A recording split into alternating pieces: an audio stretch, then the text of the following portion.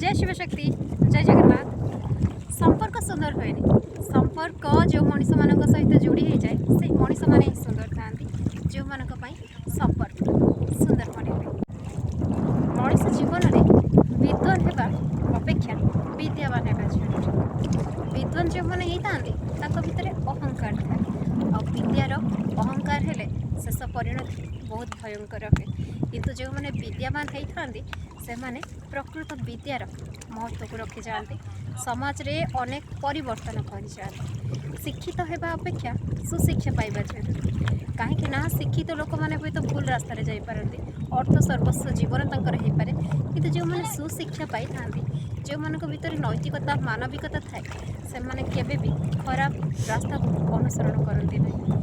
क्षणिक सफलता से माने खराब पथर यात्री साजती नहीं बर आजीवन संघर्ष को ग्रहण करती आजीवन संघर्ष को ग्रहण कर जीवन को सुंदर कर सजैबार चेष्टा करती।